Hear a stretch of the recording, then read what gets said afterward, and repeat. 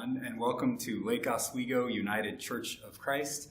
My name is Adam Erickson, and I am here today with our Sabbatical Pastor, Linda Jaramillo. Hi, Linda. Hi, Adam. How are you? I'm great. How are you? I'm well. Good. I'm well, thank you. Good. Well, you've been with us for about 3 weeks now. 3 weeks. And I must say, it's just really great to have you here. Thank you. It's so good to be here. I mean, it really is. You have added a certain energy and enthusiasm into the church that is really, it's a lot of fun. Thank you. Yeah. Thank you. Yeah, All right. So thank you. Linda has a fascinating background, and we're actually from the same city here in Oregon, Forest Grove. Forest Grove, Oregon. Yes, Go Vikings. That's right. So that was kind of fun to discover too. But Linda has a fascinating background that I wanted to talk a little bit about with you today. Sure. First, you were recently the executive minister of the Justice and Witness Ministries of the United Church of Christ. So you were recently on this big, grand national stage for about 10 years, right? 10 years, yes. Yeah. So that's a big deal and very cool.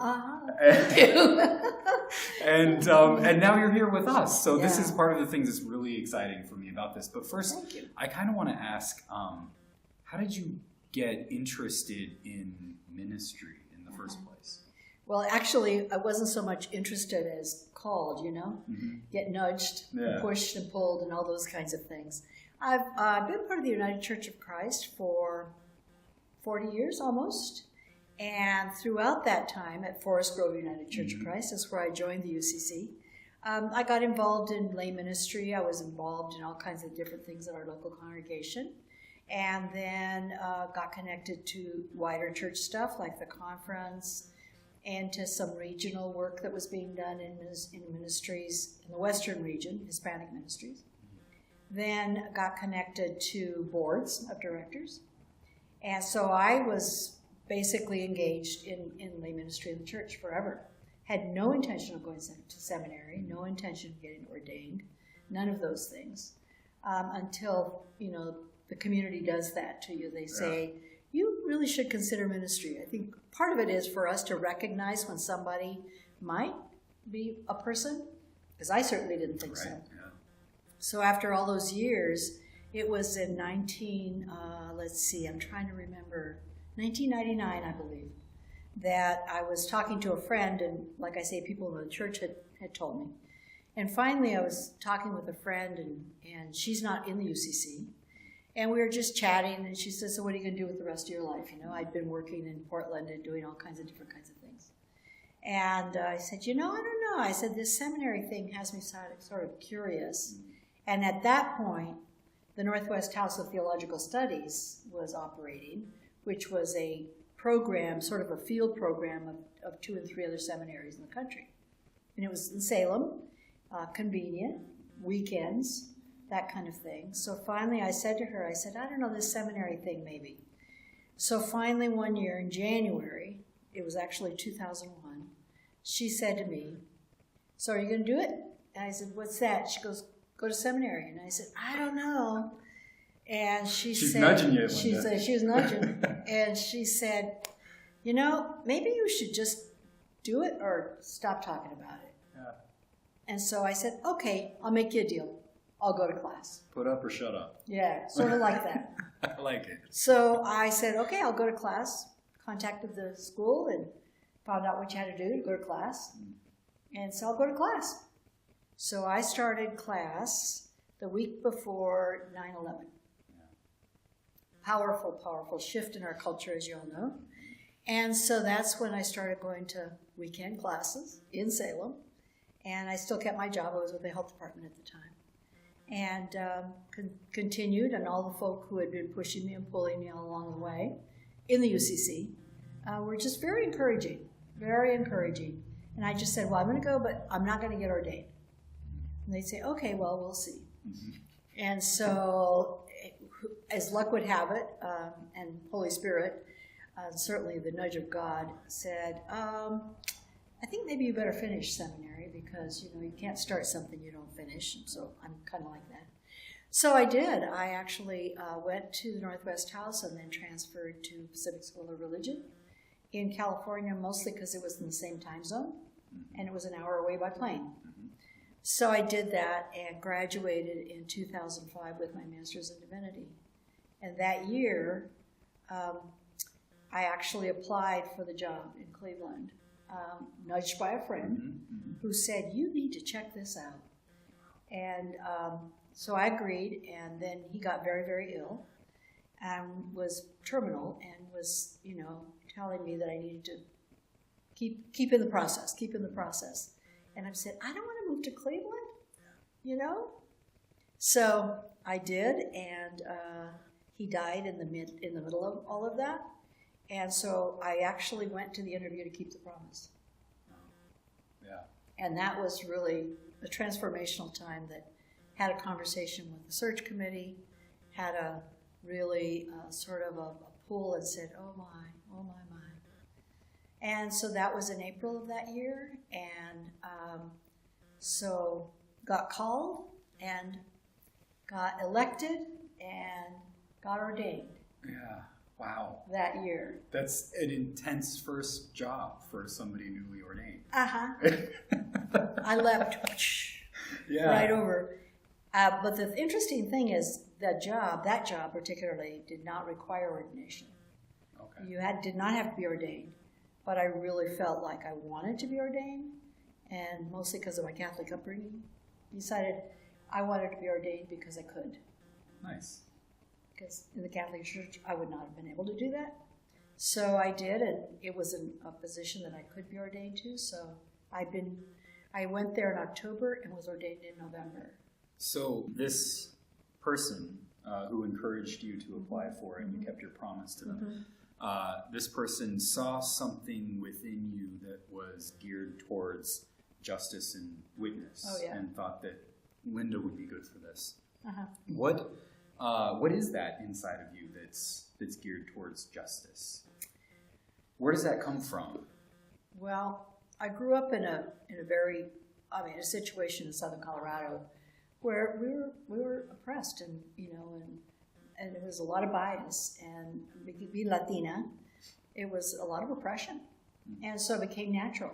It became natural to know the injustice that was happening in my own circle of the world. And as I've shared with folk, when I started school, it was a segregated system. So brown children in one room or in one section and white children in another, which was normalized for us. And being the family of farm workers, all of that became normalized. But I knew there was something not right with that. And then it was much later in my life, that I connected it to the gospel. How does that connect to the gospel? Well, Jesus. Jesus himself was the egalitarian prophet who included everyone, women, men, the marginalized, the ones, that would not be accepted. And just through the story and the life, I don't say what would Jesus do. I just say let's pay attention to what he did do, and see how we might be able to be real Christians and really follow Christ in that. So that's sort of then digging deeper into the scriptures and the prophets and all of that. And so it came naturally to me. I love it because when you talk about Jesus in your sermons and just now, you talk about Jesus as the one who seeks justice by including people who are marginalized. This is different from the way that we in the United States typically think of justice. Typically we think of justice as some kind of punishment or punitive justice, but you're talking about justice in a different way, something that's more maybe restorative justice. It's restorative. It's justice in our social infrastructure. It's far deeper philosophically, socially, than the justice system you're talking about is the punishment system, or at least people say that everyone has justice. Well, my phrase is, in this country, how much justice can you afford? Because some of us don't get that.